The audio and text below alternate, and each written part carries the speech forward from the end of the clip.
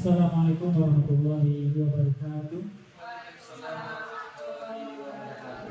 Alhamdulillah, puji syukur kepada Allah Subhanahu wa taala kita semua dapat berkumpul dalam rangka diseminasi calon guru penggerak angkatan ke-10 dalam kegiatan aksi nyata menerapkan budaya positif di lingkungan SMA Negeri 1 Conjong. Salawat dan salam kita sampaikan dengan mengucapkan Allahumma shalli ala sayyidina Muhammad wa ala ali sayyidina Muhammad. Yang kami hormati Bapak Ibu Majelis Guru SMA Negeri 1 Conjong yang berkesempatan hadir pada hari ini. Baik Bapak Ibu Majelis Guru, adapun di sini kami saya dan Bu Lila Selawati akan menyampaikan diseminasi tentang budaya positif di lingkungan SMA Negeri 1 Conjong. Sebelum itu kami sampaikan juga terima kasih kepada Bapak Ibu Majelis Guru yang telah hadir bersama-sama kami. Baik, untuk penyampaian pertama ini akan disampaikan langsung oleh saya sendiri sebagai calon guru penggerak angkatan ke-10 Khalid Hamzah SSI. Untuk materi pertama ini akan saya jelaskan mengenai budaya positif. Budaya positif ini sebagaimana kita pahami juga bersama, ini adalah perwujudan dari nilai-nilai keyakinan universal yang diterapkan di sekolah. Jadi ini adalah salah satu keyakinan kelas, keyakinan sekolah yang diterapkan di sekolah ataupun di lingkungan di masyarakat juga. Kemudian budaya positif juga dapat mendorong untuk murid dapat berpikir, bertindak dan mencipta sebagai proses memerdekakan dirinya. Jadi di sini budaya positif juga termasuk kehendak mereka supaya mereka dapat merdeka, artinya sesuai dengan keinginan mereka, tapi mereka juga melaksanakan budaya positif itu sendiri, sehingga nantinya murid kita menjadi seorang yang mampu mandiri dan bertanggung jawab. Nah, ini ada konsep budaya positif, ada 7 yang perlu disampaikan atau untuk kita ketahui bersama.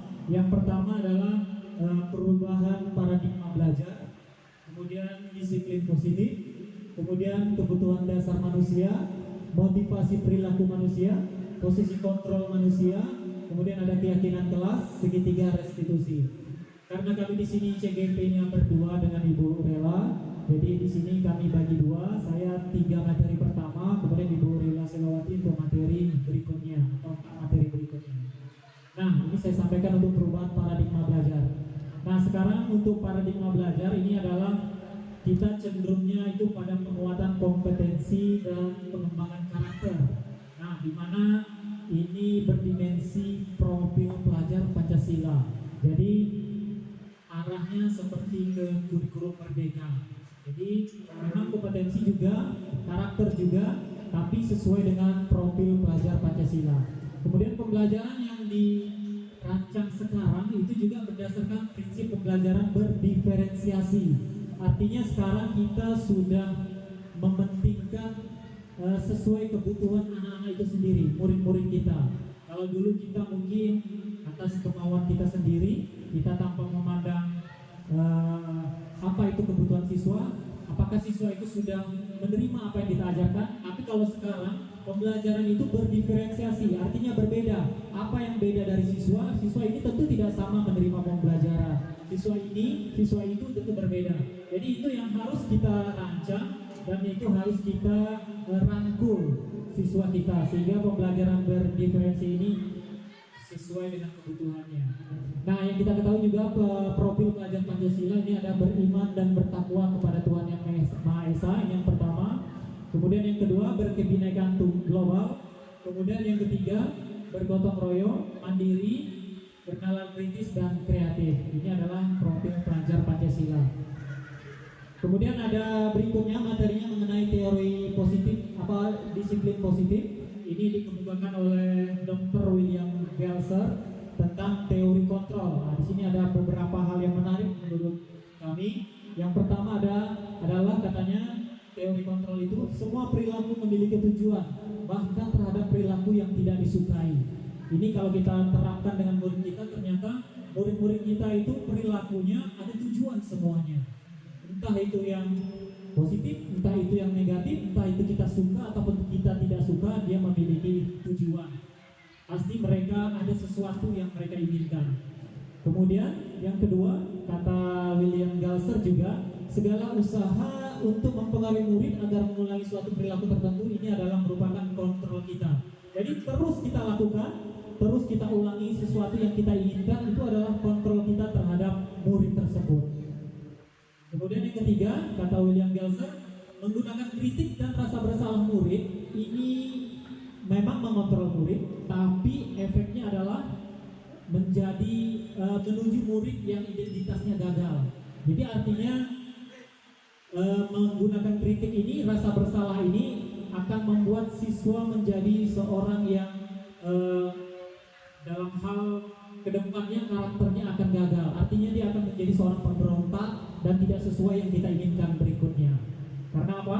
Karena kita akan terlalu menyakiti mereka, mengkritik mereka, rasa bersalahnya kita tekan, kita terus ungkit rasa bersalahnya sehingga nantinya dia akan menjadi seorang siswa yang gagal karakternya. Kemudian yang keempat, kata teori kontrol juga dari Dr. William Galser, orang dewasa akan menyadari bahwa perilaku memaksa tidak akan efektif untuk jangka waktu yang panjang dan ini akan merusak hubungan yang akan kita bentuk.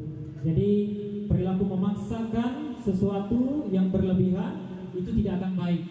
Artinya nanti ada teori yang lain yang bisa kita sesuaikan. Artinya boleh memaksa, tapi artinya memaksa itu dalam waktu yang jangka panjang itu tidak akan baik. Jadi dampaknya akan terbentuk di waktu yang cukup lama. Kemudian juga di sini teori kontrol dari Stephen R. Covey, dia mengatakan bahwa bila ingin membuat kemajuan perlahan sedikit-sedikit, ubahlah sikap atau perilaku Anda. Ini berarti dari dasar seorang pendidik memulai untuk mengontrol. Artinya kita sendiri yang harus berubah, kita sendiri yang harus menyesuaikan. Bila kita ingin mendapatkan murid-murid kita juga berubah dan mendapatkan kemajuan dari pengetahuan maupun karakternya. Nah, di sini juga dijelaskan oleh Ki Hajar Dewantara, Bapak pendidikan kita, mengenai makna disiplin. Kalau Ki Hajar Dewantara cenderung dia tentang memerdekakan pembelajaran. Jadi di sini kalau disiplin itu menurut Ki Hajar Dewantara, disitulah harus ada disiplin kita sendiri yang mewajibkan kita sekeras-kerasnya untuk disiplin. Artinya siswa disiplin itu atas kemauan dia sendiri, sekeras-keras dia sendiri. Dia tidak terlambat, dia tidak sekolah, itu harus sekeras-kerasnya dia usahakan dari dirinya sendiri, bukan berdasarkan dia takut peraturan sekolah, takut dengan keyakinan kelas. Jadi harus ada dari dirinya sendiri. Itu yang dikatakan oleh Ki Hajar Dewantara bahwa itulah namanya disiplin yang memerdekakan. Nah, terakhir ada nilai-nilai kebajikan. Nah, ini nilai-nilai kebajikan. Yang pertama ini saya ambil ada profil pelajar Pancasila. Ini ada 6 tadi yang kita pahami bersama, nilai-nilai kebajikan. Kemudian ada juga nilai-nilai kebajikan universal. Ini sudah kita ketahui bersama seperti kebersihan, keberanian, belas kasih, tanggung jawab, tegar rasa, kreatif, sampai kepada kejujuran, rendah hati. Ini adalah nilai-nilai kebaikan yang harus kita terapkan kepada murid-murid kita. Nah, sebagaimana kita ketahui tadi, sesuai dengan teori kontrol bahwa setiap tindakan memiliki tujuan. Tujuannya apa? Ternyata setiap manusia itu dia memiliki 5 kebutuhan dasar manusia. Kebutuhan dasar inilah salah satu tujuan dari murid itu. Mengapa dia seperti ini? Mengapa dia seperti itu? Nah, ini salah satu contohnya. Bila seorang tidak mendapatkan kebutuhan dengan cara positif, maka dia akan melanggar peraturan dan melakukan atau hal yang tidak sesuai dengan nilai kebajikan. Artinya dia akan melanggar peraturan. Karena ada apa? Karena tujuannya tidak terpenuhi, kebutuhan dasarnya tidak terpenuhi. Sebagai contoh lagi ini, seorang murid yang tidak begitu berhasil secara akademik, mungkin kebutuhannya akan penguasaan tidak terpenuhi di sekolah. Artinya kalau dia tidak berhasil dalam pembelajaran, artinya dia penguasaannya tidak dapat.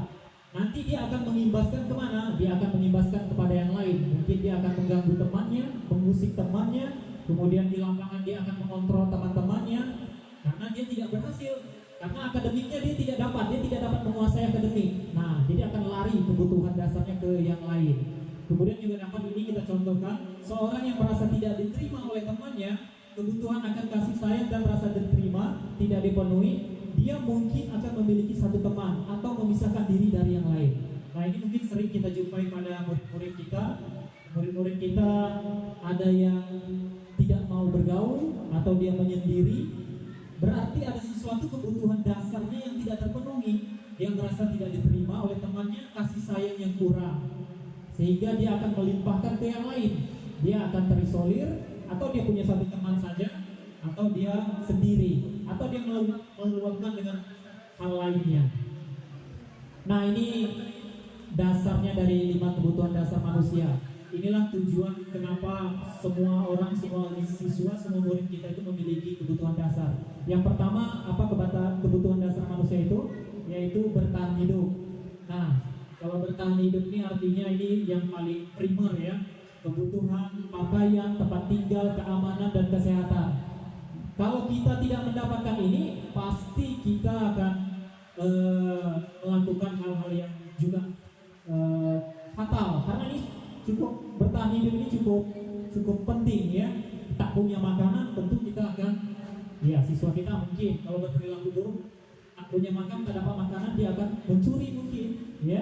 Tak dapat makanan, dia mungkin bisa jadi dia menjadi orang yang menyendiri. Kemudian pakaiannya juga tidak dapat, kemungkinan dia akan berhenti sekolah. Nah itu, jadi kemungkinannya seperti itu.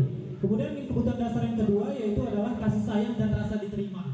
Siswa kita juga punya rasa, jadi rasa diterima, dipedulikan, berbagi, kerjasama, menjadi bagian dalam kelompoknya, itu namanya kebutuhan dasar. Dia perlu mendapatkan ini. Kalau tidak dapat ini, dia akan lari kemana-mana nantinya. Kemudian dia juga butuh penguasaan. Penguasaan di sini adalah harga diri, keinginan menjadi seorang pemimpin. Pastilah siswa kita pengen menjadi pemimpin, pengen dianggap berprestasi. Nah, ini dari penguasaan. Kemudian yang keempat, siswa kita juga ingin kebebasan. Ini dapat juga kita contoh kalau dalam kita belajar, kadang siswa kita itu pengen ini, pengen itu, dia tak mau mendengarkan kita, tak mau mengikuti kita, karena mereka kebebasannya terganggu, karena tak sesuai dengan apa yang diinginkannya. Jadi ini kebebasan ini merupakan kebutuhan dasar juga. Kemudian yang terakhir ini adalah kesenangan. Nah, kesenangan ini seperti bermain, antusias, dan juga tertawa. Nah, kalau tidak dapat kesenangan, tentu juga dia akan melarikan ke hal-hal yang lain. Artinya kebutuhan dasar manusia juga kita harus perhatikan dalam mengembangkan karakter murid. Itu saja mungkin yang dapat saya sampaikan tentang materi budaya positif. Selanjutnya akan dilanjutkan oleh Bu Lila Selawati. Kepada Ibu kami persilakan.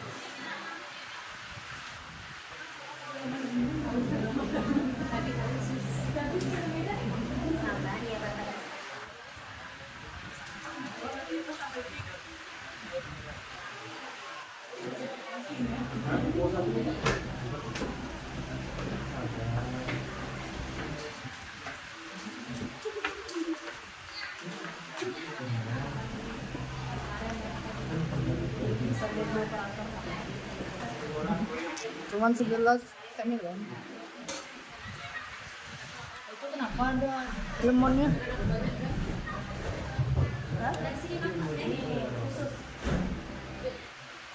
Ambil baru lagi.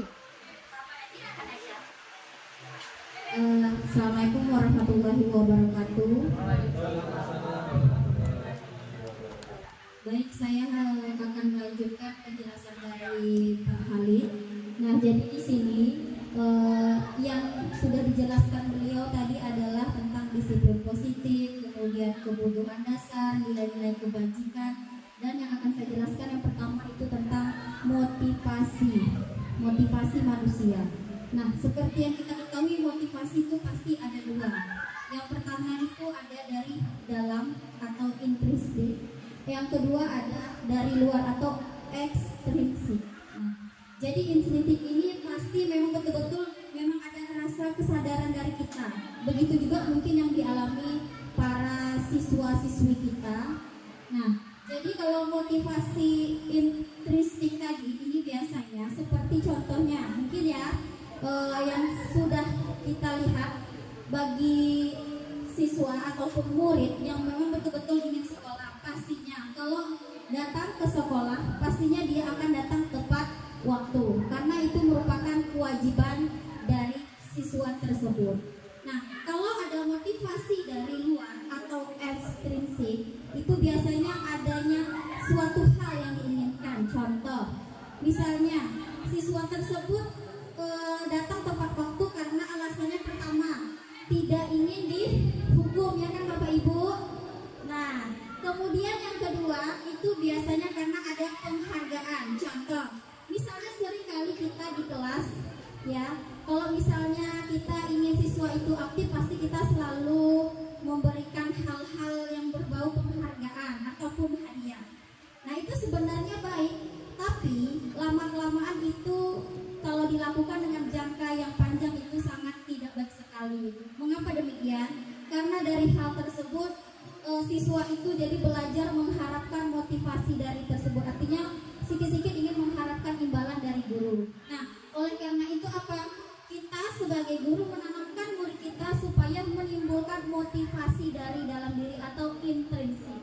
Jadi kita sebagai guru di sini harus menanamkan motivasi itu supaya apa? Agar motivasi ekstrinsik tadi yang saya jelaskan tidak terjadi. Tetapi ya memang ya tidak bisa dipungkiri sekali kalau masalah motivasi ekstrinsik itu selalu ada di dalam jiwa murid. Nah, jadi ada beberapa bagian dari motivasi itu. Pertama, selalu kita ya kan kita buat itu ada hukuman. Jadi hukuman itu pasti selalu tidak terencana atau tiba-tiba. Kemudian murid tidak tahu apa yang akan terjadi. Ini contohnya biasa di kelas ya. Misalnya siswa tidak mengerjakan tugas karena secara tidak langsung kita kadang spontan gitu memberikan hal tersebut kepada murid atau siswa. Kemudian bersifat satu arah. Artinya apa? Kita sendiri yang memberikan arahan gitu, memberikan hukuman. Contoh misalnya kayak siswa terlambat. Nah, ada yang seperti yang bisa kita lakukan. Oh, ini suruh bersihkan WC, kemudian suruh membersihkan halaman depan gitu kan. Itu termasuk juga dengan bersifat memberikan satu arah. Dan kadang hukuman itu kadang kita berupa hukuman fisik atau psikis ya kan. Misalnya ini nih terlambat, kita suruhlah kelilingan lapangan gitu, atau kita dengan bicaranya yang terlalu kasar sehingga menyebabkan kondisi psikis siswa tersebut terganggu gitu. Kemudian yang ada konsekuensinya sih dari hukuman tersebut apa? Terencana atau disepakati sesuai peraturan, harusnya seperti itu ya Bapak Ibu. Kemudian murid tetap dibuat tidak nyaman karena adanya hukuman. Kemudian apa? Sikap guru selalu memonitor murid. Artinya apa? Kita sekarang ini selalu sebagai guru yang posisinya pemantau gitu kepada murid, ya kan Bapak Ibu. Kemudian apa yang harus kita jalankan yaitu adalah kita harus membuat namanya restitusi. Jadi restitusi ini adalah proses menciptakan kondisi bagi murid untuk memperbaiki kesalahan.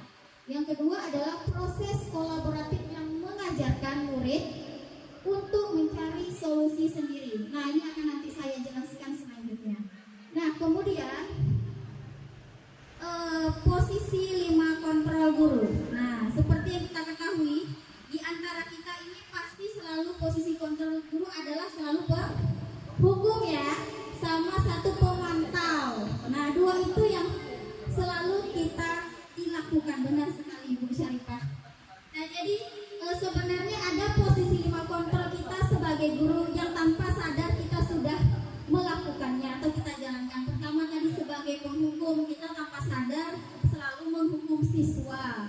Kemudian yang kedua, pembuat merasa bersalah. Jadi kita buat siswa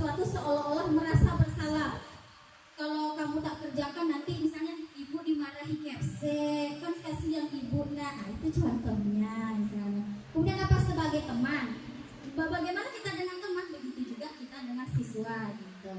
Kemudian ada pemantau, misalnya nih kita selalu pikir nih, kita pastikan selalu lihat, oh itu terlambat terus tuh, itu selalu tuh di setiap hari saya pikir. Nah, itu kan sebagai pemantau.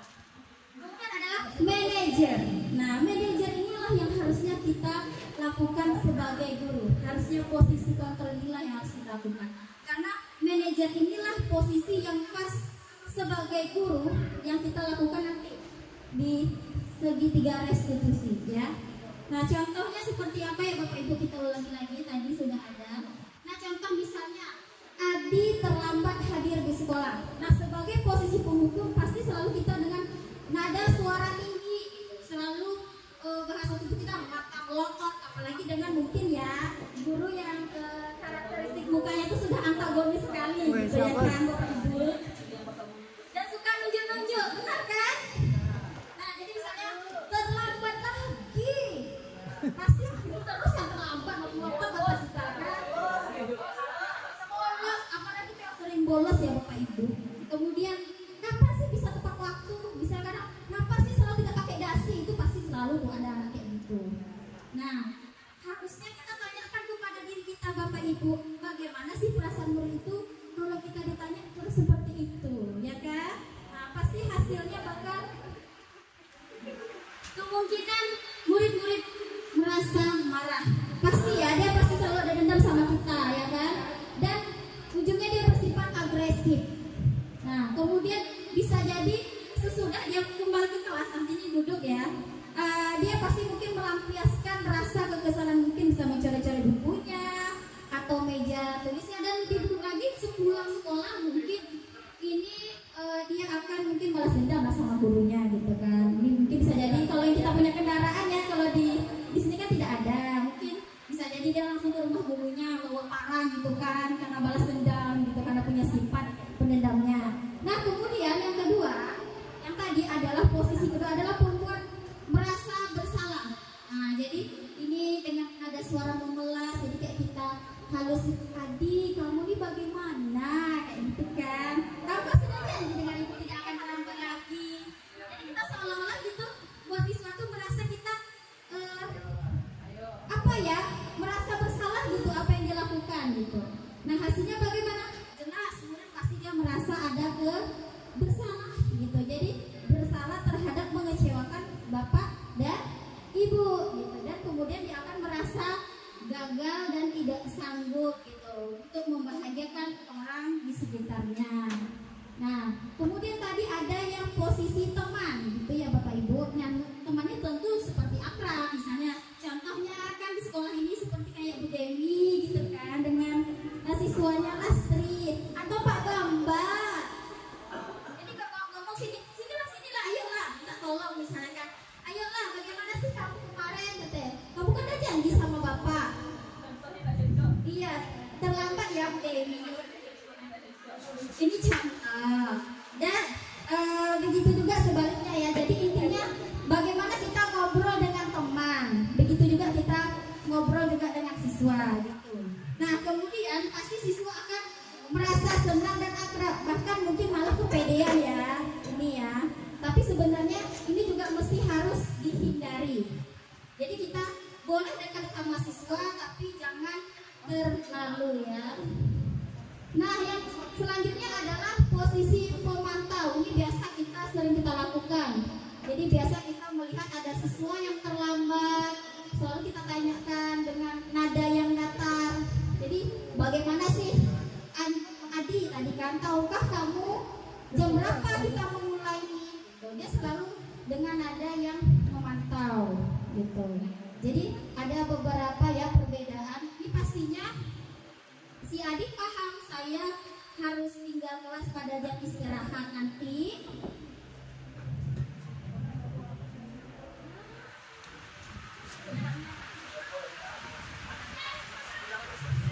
Dan nanti akan mengerjakan tugas ketertinggalan saya. Nah, inilah contoh sebagai pemantau. Kemudian yang terakhir adalah tadi sebagai manajer, benar. Nah, kalau manajer ini lebih bagus lagi. Jadi dengan nada ada suara tulus, bahasa kita tidak kaku, kemudian kita mendekat kepada murid. Ini biasanya guru-guru BP ya yang seperti itu ya. Iya, harusnya juga kita selain guru BP, guru mata pelajaran juga harus seperti itu. Ya, berarti semua guru harus bisa menerapkan namanya posisi kontrol. Nah, misalnya contoh, Adi, apakah kamu mengetahui jam berapa sekolah dimulai? Nah, dengan mungkin Adi menjawab, tahu Pak, jam 7. Jadi kamu terlambat. Kira-kira bagaimana kamu akan memperbaiki masalah ini? Jadi intinya di sini yang posisi kontrol ini kita meminta anak itu bagaimana dia mencarikan solusi untuk agar dia tidak terlambat datang ke sekolah ya Bapak Ibu. Begitulah kalau posisi kontrol. Nah, jadi ya Bapak Ibu, mohon maaf. Jadi makanya kalau posisi manajer ya, jadi suara guru itu memang tulus gitu, memang lembut, lemah lembut, kemudian kita tidak perlu marah, tidak perlu meninggikan suara, apalagi kita menunjuk jari. Kita kan secara tidak langsung terkadang kita selalu ke siswa itu menunjuk jari kan, kemudian kita sering berkaca pinggang, pasti kayak gitu kan kalau kita marah kan. Nah, atau iya ya bahasanya tuh, oh ya pegang pinggang kali ya Pak Mulia, berkaca pinggang.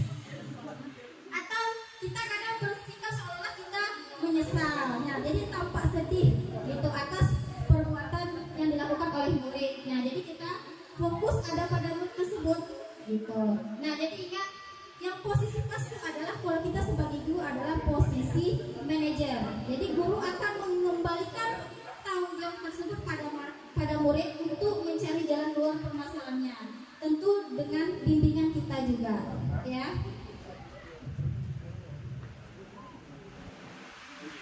Nah, ada contoh lain penerapan 5 posisi kontrol yang tadi ya. Kasusnya mungkin murid tidak mengerjakan tugas yang diberikan guru. Jadi kalau posisi penghukum pasti kita suruh ya, ini kebanyakan ya kalau dulu kita suruh ada berdiri dengan sebelah kaki di depan kelas. Begitu kan Bapak Ibu? Begitu ya. Kemudian membuat merasa bersalah. Artinya kita membuat siswa itu merasa bersalah apa yang telah dia lakukan. Dengan kalimat seperti ini, kesekian kali ibu sudah ingatkan, kamu senang ya melihat ibu terus-terusan bertindak seperti ini. Artinya apa?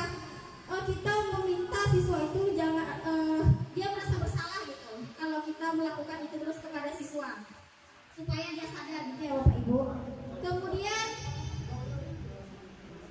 sebagai teman, nah kalau sebagai teman pastilah ayo dong kamu kan kerjakan tugasnya, nanti kalau sudah selesai bisa main games, seperti itu contohnya ya Bapak Ibu. Kemudian tadi ada sebagai pemantau, jadi kamu sudah melakukan kesalahan. Ini biasanya terjadi pada guru piket nih ya kan, kalau posisi pemantau. Jadi kamu sudah melakukan kesalahan dan sudah mengetahui konsekuensinya. Sekarang selesaikan dan segera kumpulkan tugas. Atau di kelas ya Bapak Ibu, kita kadang tanpa disadari selalu di posisi pemantau. Nah, kemudian yang terakhir yaitu adalah posisi manajer. Nah, jadi kalau di manajer ini kita memberitahunya secara halus gitu. Apakah kamu tahu kesalahanmu? Kemudian keyakinan sekolah apa yang kamu langgar? Kemudian dan apa yang akan kamu lakukan untuk menyelesaikannya? Jadi seperti itu kira-kira Bapak Ibu. Jadi kalau posisi manajer ini posisi yang pas untuk kita dalam menyelesaikan permasalahan. Nah, mungkin saya akan sedikit bertanya kepada Bapak Ibu. Menurut Bapak Ibu, ya, posisi kontrol apakah aku? Misalnya saya kecewa sekali dengan kamu. Posisi kontrol apa kira-kira Bapak Ibu? Oke, benar sekali Pak Mul. Wow, Pak Mul paham sekali dengan materinya ya. Biasa. Oke, selanjutnya Bapak Ibu, posisi kontrol apakah aku? Kamu tidak pernah benar melakukan. Sekarang keliling lapangan 3 kali. Oke, lihat sekali. Iya, posisi penghukum ya jawabannya ya. Mantap. Semangat ya kan Pak Mul. Kemudian yang ketiga, kira-kira bagaimana Manajer. Ayo, apakah benar? Iya. Biasa Pak Bu, luar biasa. Iya, cocok guru BP ya. Oke, baik. Nah, ini lagi ada, ayolah lakukan demi Bapak Ibu. Apa kira-kira dari antara tadi? Ayolah lakukan apa? Oh,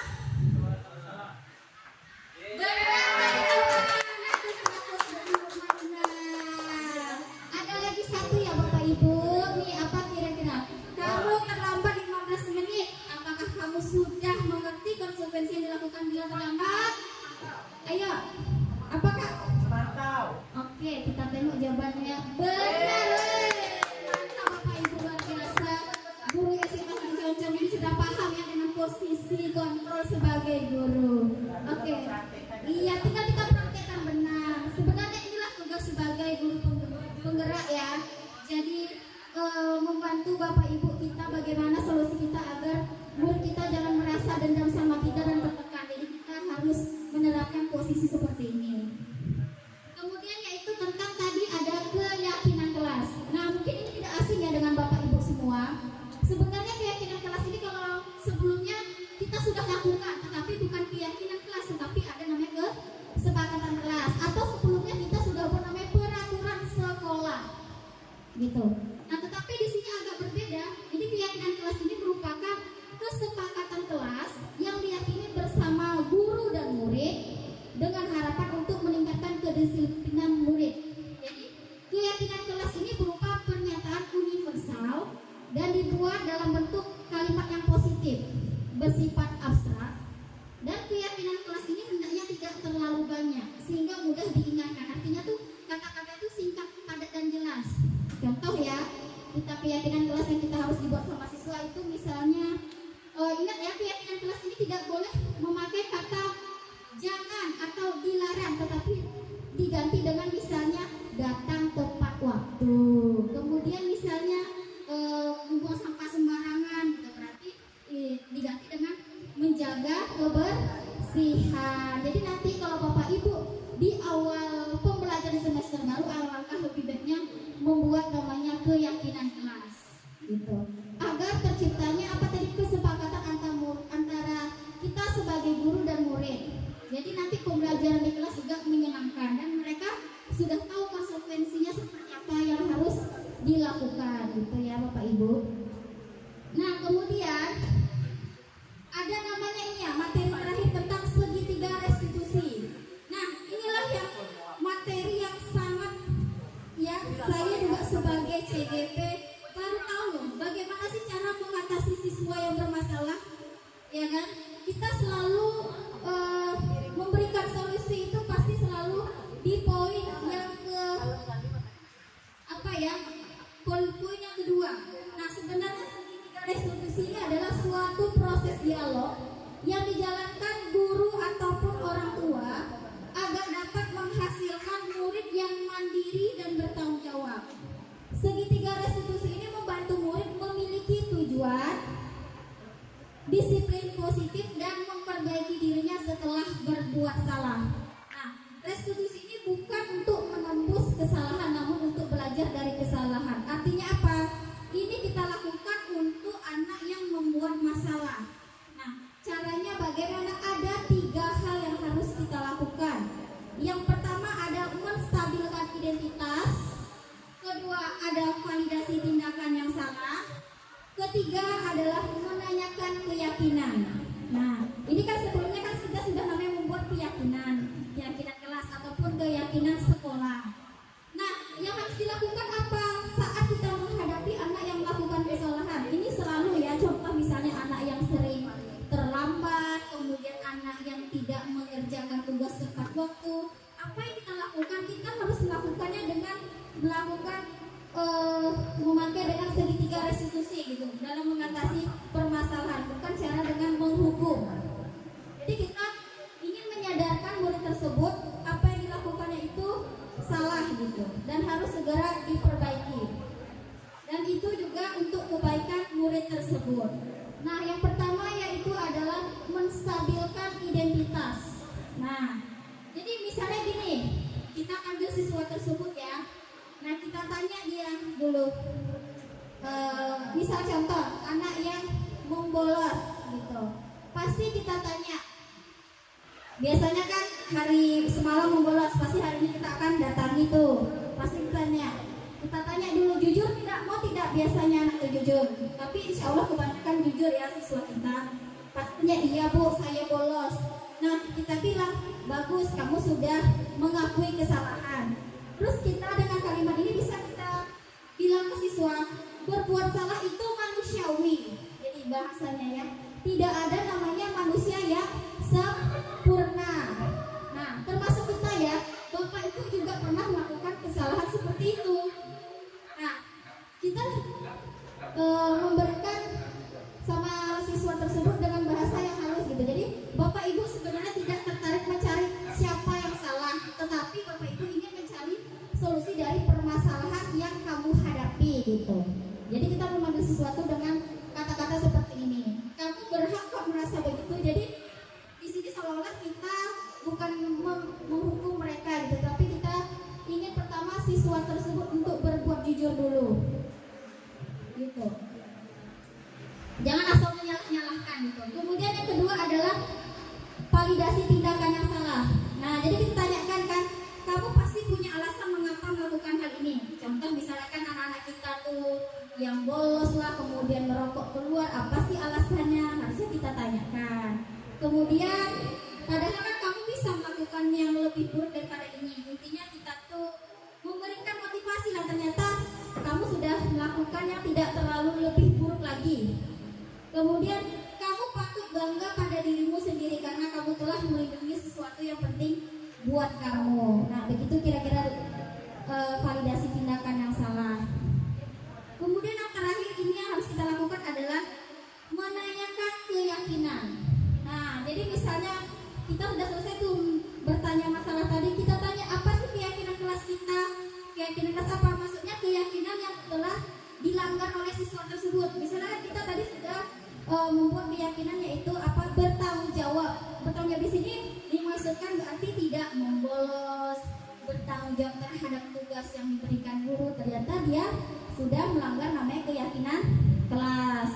Kemudian bisa kita tanyakan nilai-nilai apa yang telah kita sepakati. Nah yang tadi yang dengan Pak Khalid yang dijelaskan nilai apa saja itu bisa kita kasih tahu. Kemudian seperti apa sih gambaran kelas yang ideal menurut kamu? Jadi apakah kamu menjadi orang seperti apa gitu? Jadi kita tanya gitu. Jadi solusi dari anak itu bisa kita juga tanyakan, apa sih solusi dari kamu supaya jangan sampai terlambat lagi? Bisa mungkin dijawabnya dengan tidak tidur terlalu larut malam, kemudian jangan sampai mungkin, karena kan bisa jadi siswa yang terlambat itu karena begadang, main games, kemudian bisa dengan cara apa, tidur dengan lebih awal, kemudian tidak mengurangi bermain gamesnya, mungkin bisa jadi main gamesnya itu pada saat pulang sekolah, jadi diatur waktunya. Nah kira-kira seperti itu ya Bapak Ibu, harusnya budaya positif yang harus kita terapkan kita sebagai guru di sekolah. Selanjutnya saya serahkan kepada Pak Khalid. Baik, terima kasih kepada Ibu Lina Senawati. Demikianlah presentasi aksi nyata budaya positif. Semoga apa yang kita dapatkan pengetahuannya atau yang telah kita pelajari dari kemarin sampai sekarang mengenai budaya positif dapat kita terapkan di SMA Negeri 1 Cancel. Demikianlah penyampaian dari kami. Terima kasih atas terima kasih atas perhatian dari Bapak Ibu Majelis Guru SMA Negeri 1 Cancel. Saya ucapkan alhamdulillahirobbilalamin. Terima kasih. Wassalamualaikum warahmatullahi wabarakatuh. Mungkin dari saya juga mengucapkan sebesar-besarnya atas partisipasi Bapak Ibu sudah bisa hadir dalam kegiatan kami berdua. Ini memang merupakan tugas wajib dari seorang calon guru penggerak, melakukan namanya diseminasi budaya positif ataupun aksi nyata. Sekali lagi saya mengucapkan terima kasih banyak atas kehadiran Bapak Ibu semua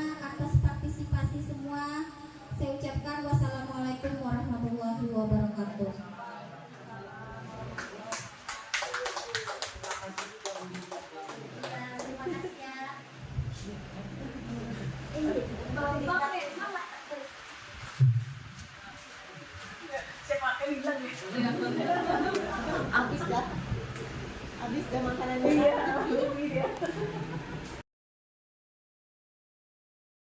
Assalamualaikum warahmatullahi wabarakatuh. Selamat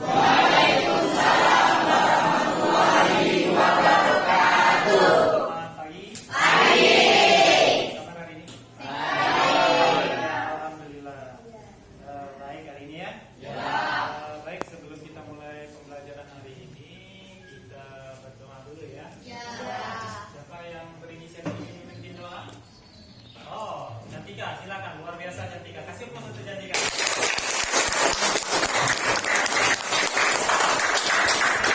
Ini memimpin doa sendiri. Silakan untuk teman-temannya ya. Silakan Cantika. Perhatian seluruhnya, sebelum belajar marilah kita berdoa menurut agama dan kepercayaan masing-masing. Berdoa dimulai.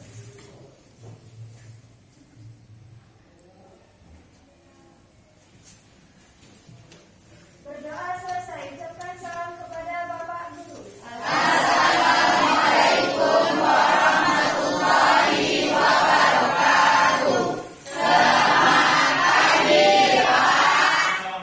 Selamat pagi. Baik, sebelum kita memulai juga pembelajaran hari ini, sebelum saya absen, ya saya lihat dulu keadaan kelasnya. Wah, ternyata sudah bersih ya. Yang hari ini bertanggung jawab melaksanakan. Berarti piket ya. Alhamdulillah teman kalian yang piket bertanggung jawab hari ini melaksanakan. Piketnya menjaga kebersihan ke.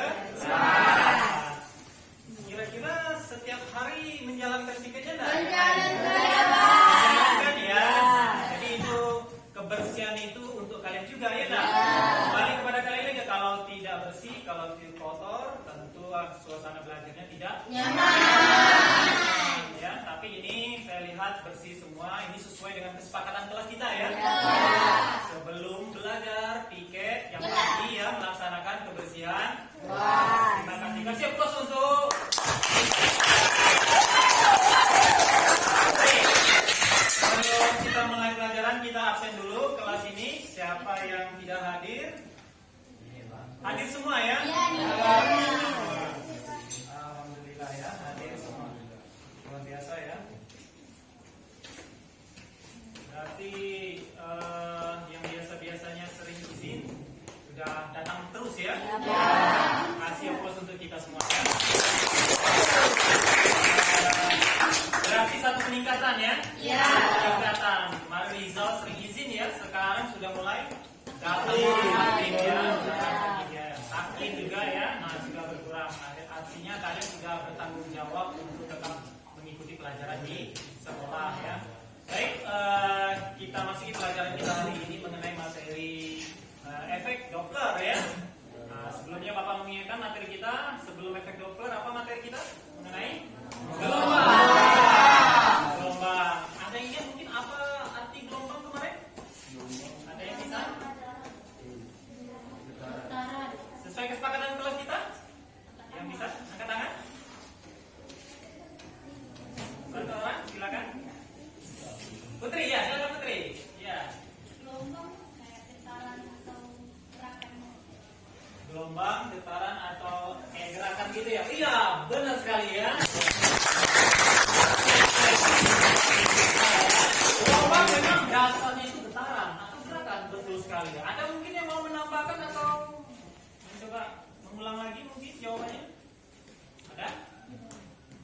Tidak ada ya. Jadi Bapak tambahkan sedikit ya. Benar sekali kata Putri tadi, gelombang itu asal mulanya dari getaran, tapi getaran yang merambat. Iya, itu dia asal mula dari kata gelombang ya. Nah, ini kita lanjut dengan efek Doppler. Efek Doppler ini mengenai frekuensi dari gelombang tersebut. Sama ya, tentang materi gelombang bunyi juga ya. Ada yang mau ditanyakan tentang materi efek Doppler?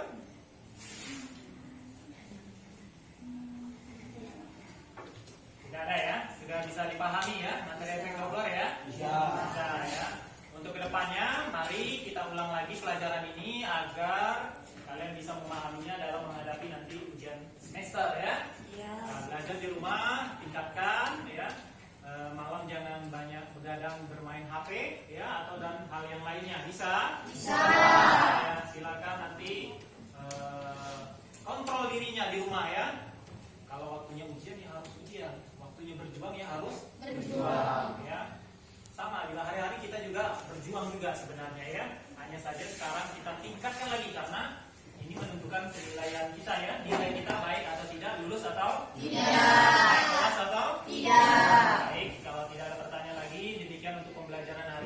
kasih atas